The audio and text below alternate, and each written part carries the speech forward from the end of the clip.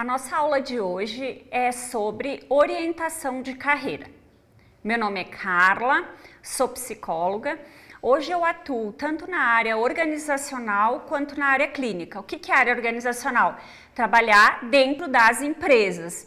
E a área clínica, trabalhar com os pacientes. Então eu fui convidada pelo Mutirão numa parceria para a gente trabalhar tanto com os alunos do Mutirão quanto com a comunidade em geral sobre o mercado de trabalho, né? Então, assim, qual que é o objetivo deste curso, né? É auxiliar os estudantes do Mutirão na orientação para preparação para o trabalho, né? Porque às vezes a aula fica extremamente acadêmica e a gente acaba não olhando para o mercado de trabalho. Então, esse objetivo é que nós possamos olhar para o mercado de trabalho, né? Promover autoconhecimento, incentivar os alunos a conhecer as suas qualidades, as suas habilidades, os seus interesses, né? E também em desenhar o perfil de cada um dentro do mercado de trabalho. Além disso, nós também vamos trabalhar um pouquinho a elaboração do currículo, a análise do currículo de vocês. Será que o currículo está adequado? Será que está dentro das normas?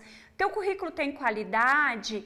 E também vamos trabalhar a postura numa entrevista. Como se comportar numa entrevista, como ser mais assertivos numa entrevista.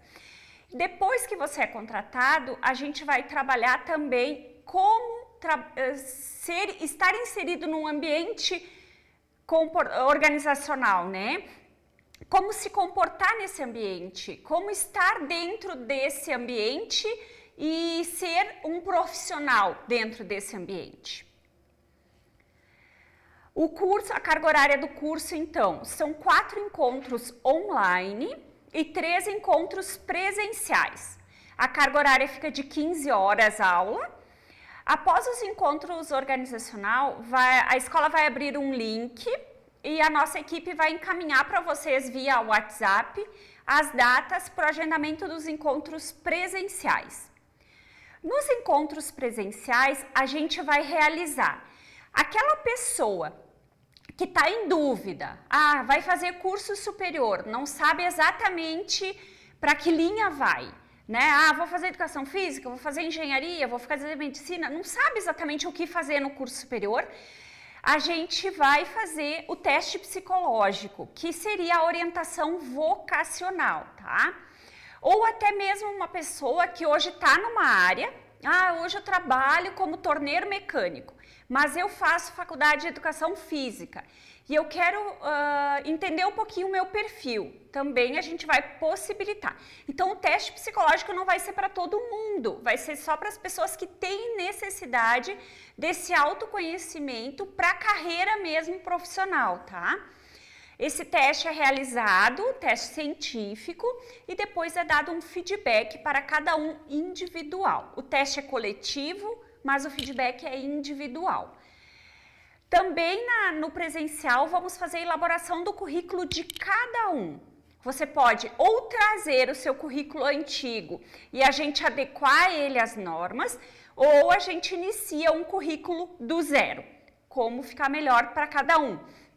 Isso também vai muito no individual, você vai agendar e é um trabalho bem individual, tá?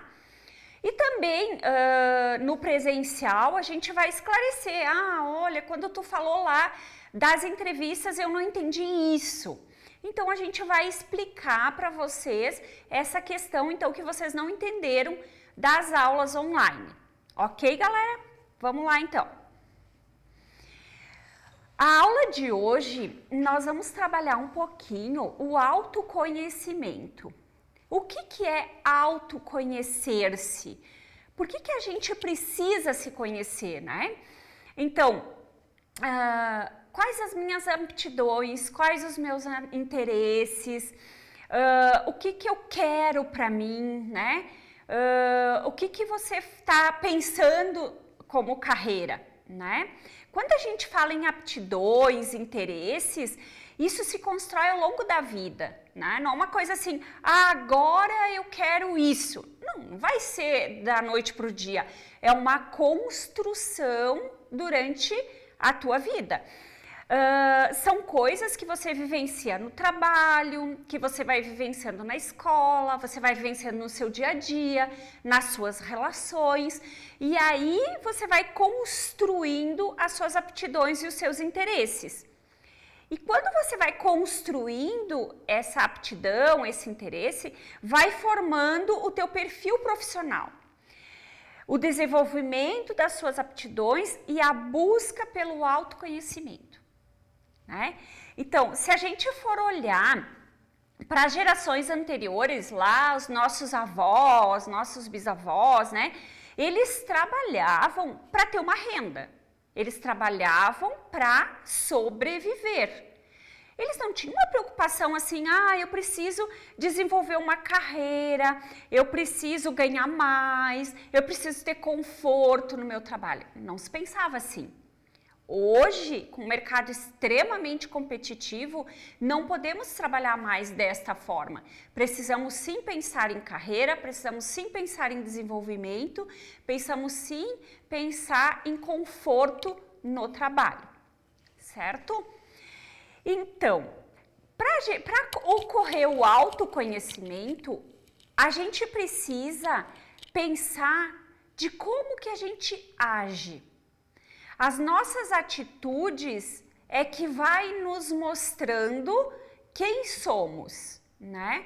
Então, se eu ajo dessa forma, eu sou esse perfil. Se eu tenho essa atitude, eu sou o perfil Y, né? E sempre a gente vai tentando descobrir maneiras para compensar tal comportamento.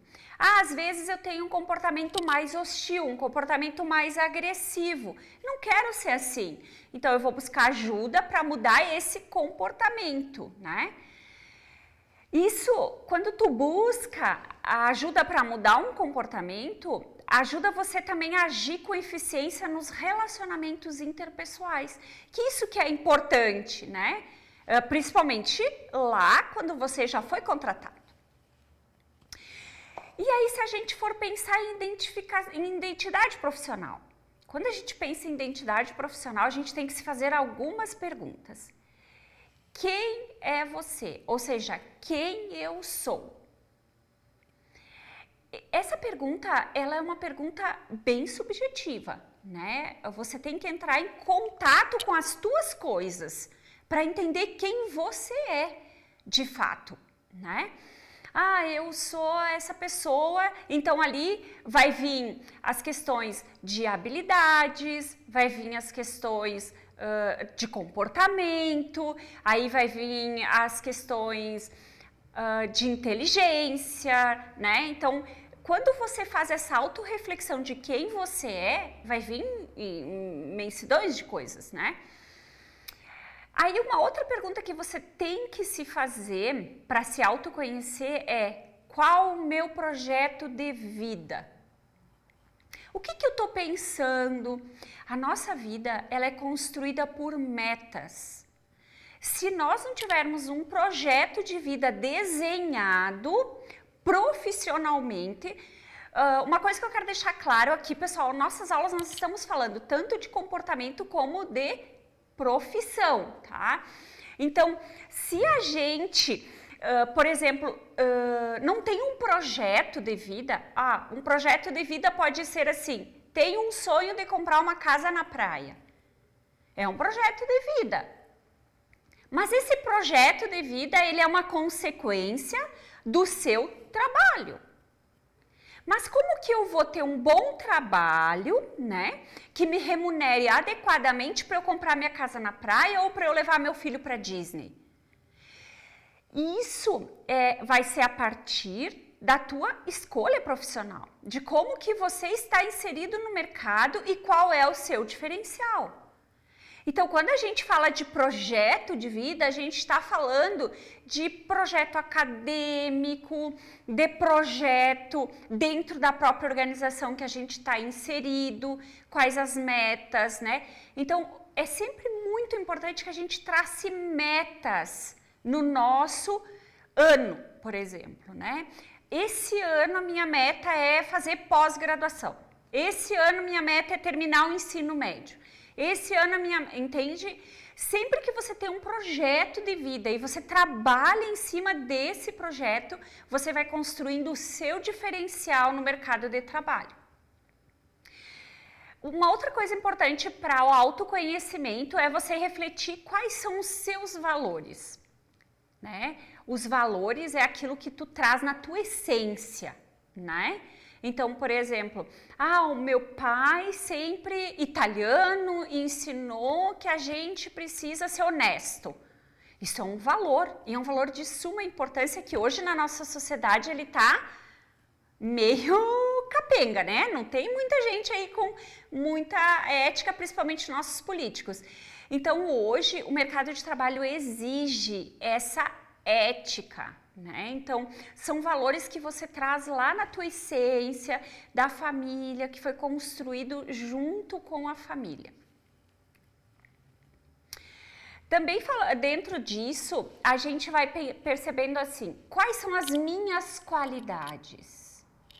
Olha, eu sou dinâmico, eu tenho persuasão, eu sou proativo. Isso são qualidades, né? E aí você vai podendo entender quais são as tuas qualidades, né? Mas qualidade é diferente de talento, né? Eu posso ser uma pessoa criativa, né? Mas eu não consigo ser um designer, porque eu não tenho talento para o desenho, por exemplo, né?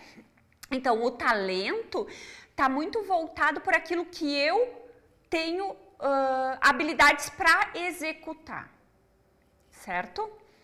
E quais são as suas limitações? Bom, eu tenho algumas limitações. Eu não sou muito organizado, né? Bom, se você não é organizado, tem algumas atividades que você não pode desenvolver, porque exige um alto índice de organização. Eu sou tímido, eu sou introvertido. Bom, não vai poder ser jornalista, né?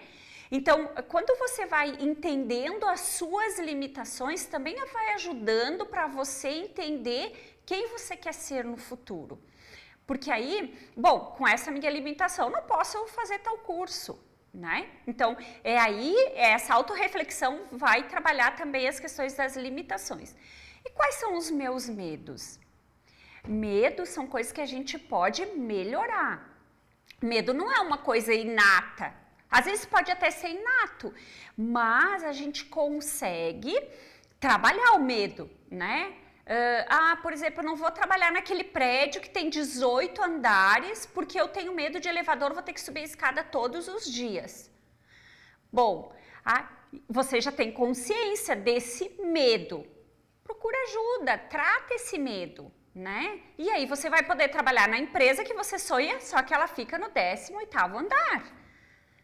Tudo tem solução, mas a gente precisa aprender a fazer a autorreflexão.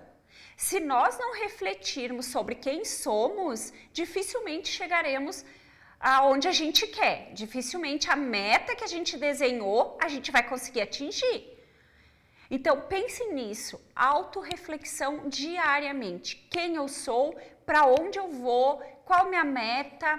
Pensem sempre nisso, que o sucesso virá. Agora, a gente já se conheceu, né? A gente já sabe quem a gente é. E saber quem a gente é não é... eu gosto de pudim, eu gosto de cinema, eu gosto de informar... Não é isso, é o autoconhecimento mesmo. As minhas habilidades, as minhas competências, quem eu sou... Isso é autorreflexão, é o autoconhecimento, ok? Então agora a gente vai trabalhar um pouquinho como que a gente supera esses desafios que o mercado de trabalho nos impõe, né? O mercado de trabalho é muito desafiador, né? Principalmente em épocas de crise, que é essa época que a gente está vivendo. Então, assim, de novo, para superar o desafio do mercado de trabalho, precisamos traçar previamente meta. Só que essa meta precisa ser definida de uma forma clara e precisa. Eu tenho que ter certeza do que eu quero. Não pode também traçar uma meta irreal. Eu quero ser médico, mas eu odeio sangue. Não pode, né? Eu tenho que traçar uma meta que está dentro da minha realidade e que ela é precisa. É algo que eu posso, num esforço, às vezes até sub-humano, né? Concluir essa meta, chegar a atingir essa meta, entenderam? Então, uma coisa importante também, evitar dispersão. Eu tô aqui focado numa meta, mas aí vem uma pessoa lá, me fala tal coisa e eu saio desse foco. Só que esse é o meu foco. Eu saí por quê? Saí porque me dispersei, me direcionei, não direcionei os esforços necessários que eu precisava, né? Tu só vai atingir o teu objetivo se tu focar. Se tu te dispersar, se tu não direcionar esforço, tu não vai conseguir. Hoje, eu tenho uma agência de empregos, né? E lá na agência, o pessoal chega lá e diz assim, mas como? Como que vocês querem que a gente tenha experiência se ninguém der uma chance? Gente, para entrar no mercado de trabalho, a gente precisa entrar de alguma forma. Mas também você já não quer entrar fazendo algo que você não sabe. Então, sempre procurem um estágio, procurem até um trabalho voluntário. Isso vai te dar experiência. Agora, tu ficar lá na frente do computador, mexendo no Facebook o dia inteiro, não vai te dar nenhum tipo de experiência, tá? Então, os principais requisitos de uma vaga a gente precisa cumprir. Cuidado com isso, cuidado com as críticas para o recrutador. Quando você vai buscar um trabalho, você tem que pensar que naquele momento você está numa posição de candidato. Então, o recrutador, ele tá ali para te ouvir. Agora, se você começar a fazer críticas, você tá fora. Depois a gente vai trabalhar um pouco melhor isso na entrevista, tá? Então, é muito importante correr atrás de oportunidades. Estar sempre em busca de mais conhecimento útil para aquela vaga. Por exemplo, eu quero entrar no mercado de trabalho na linha de produção. O que você vai fazer? Primeiramente, buscar o curso de lead metrologia. Dificilmente alguém vai entrar numa metalúrgica, tô falando de metalúrgica, tá? Que hoje é o meu maior foco. Dificilmente você vai entrar numa metalúrgica se você não tem o curso de lead metrologia. Entenderam? Eu quero ingressar na área administrativa. Vai fazer um curso técnico em administração. Esse curso vai te possibilitar um estágio. E esse estágio vai te possibilitar experiência. Então, uma coisa que eu não quero mais que vocês digam, meus queridos e amados alunos. Ninguém dá experiência. A experiência é você que constrói. Você constrói através de estágio, através de várias formas, sem estar inserido no mercado de trabalho propriamente dito. E agora que a gente está passando por uma crise, né, econômica, entrar no mercado de trabalho está muito mais complicado, né? Porque hoje abre uma vaga, a gente tem 500 inscritos para aquela vaga. E aí, o que vai acontecer? Aí, o recrutador vai trabalhar o diferencial de cada um. Vou dar um exemplo para vocês. Vocês são em 3 candidatos, tá? Os 3 passaram no teste psicológico, passaram na parte técnica, sabem fazer. Vamos botar um exemplo, uma vaga de torneiro mecânico.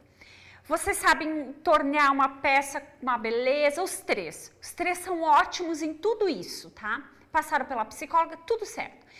Só que eu preciso decidir, porque eu tenho 3 caras ótimos e eu só tenho uma vaga.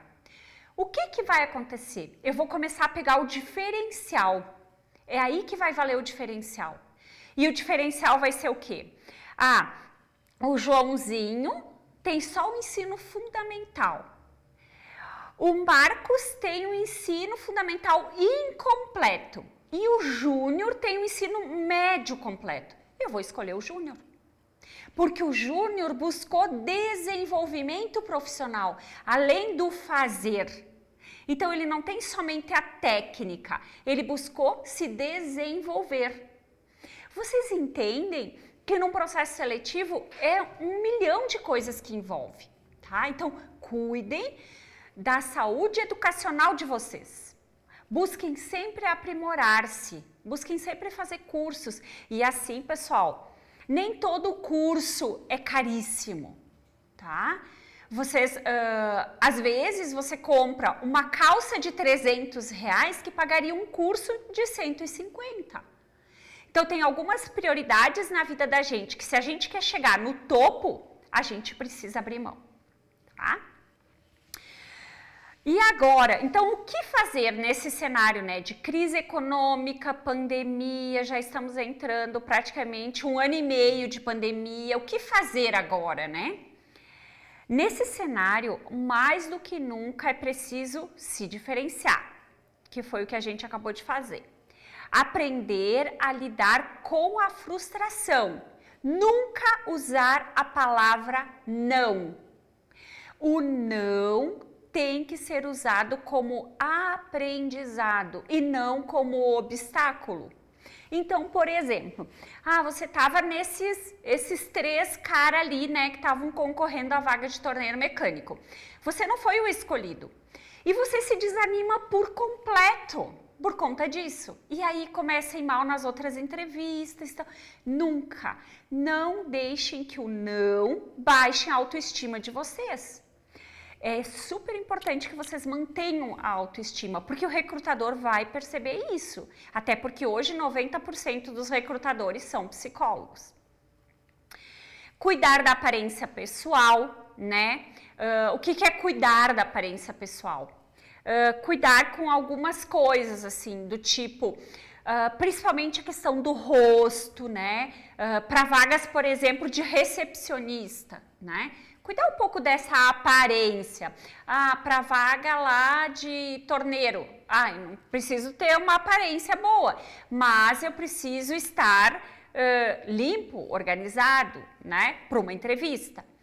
A comunicação, como que eu falo, como que eu me comunico, o que que eu digo, de que forma eu digo, sempre pausado, sempre tranquilo, né?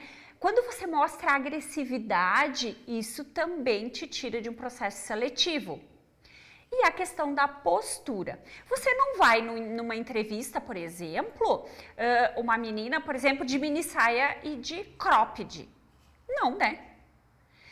Uma entrevista é um lugar de seriedade. O menino não vai para a entrevista de bermuda e de chinelo de dedo. Vocês entendem? Essas questões de postura é extremamente importante para voltar para o mercado de trabalho. Então, uma coisa também bem importante, pessoal, é a gente fazer alguma reflexão assim.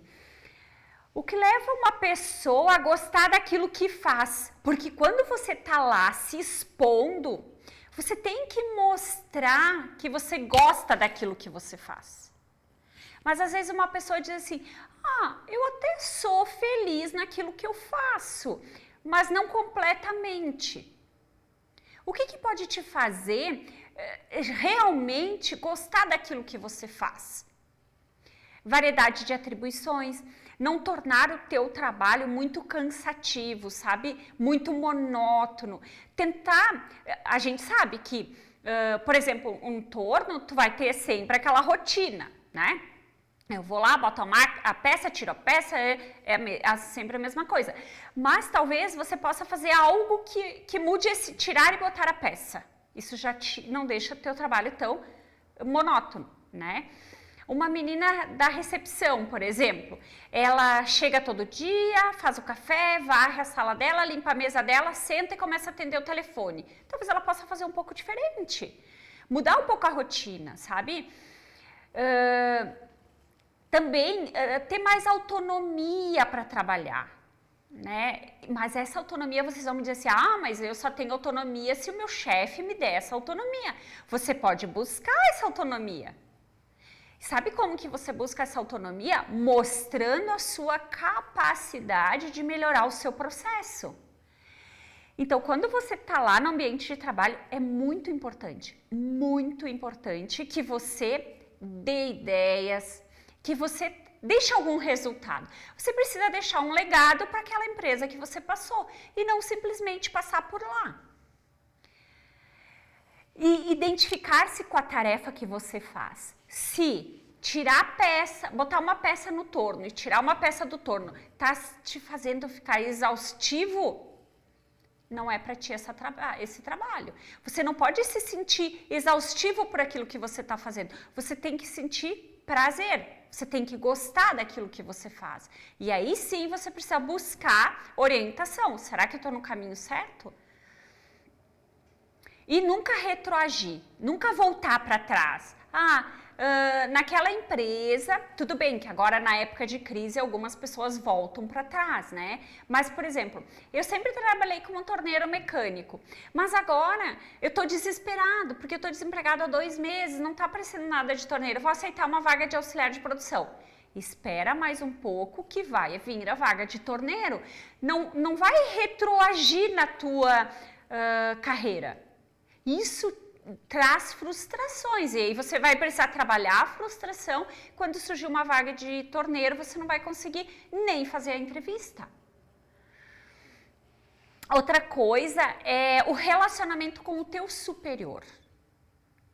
Coisas que não pode, puxar saco. Isso não pode.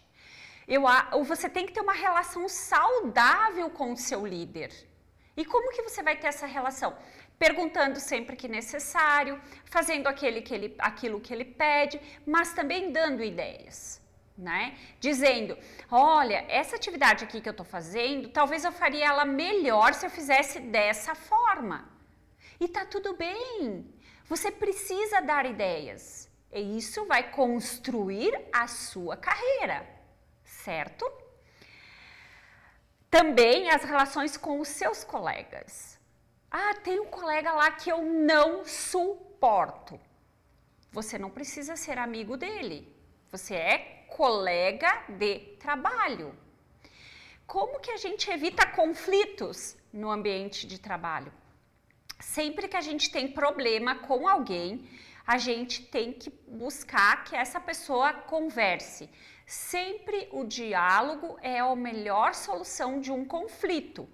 Se você se sente incapaz de resolver aquele conflito com o seu colega sozinho, pede ajuda para a psicóloga da empresa, para o teu líder, mas resolve o problema. Não fica remoendo o problema, isso vai baixar a tua produtividade.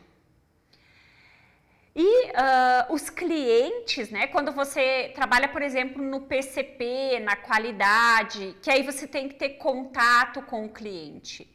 Cuidado com o contato com o cliente. O cliente é quem paga teu salário. Então, isso é importante também. Certo, pessoal? Essa foi, então, nossa primeira aula. A próxima aula nós vamos trabalhar um pouquinho, então, o currículo, como fazer o currículo, como elaborar o currículo e também como se comportar numa entrevista. Até a próxima aula!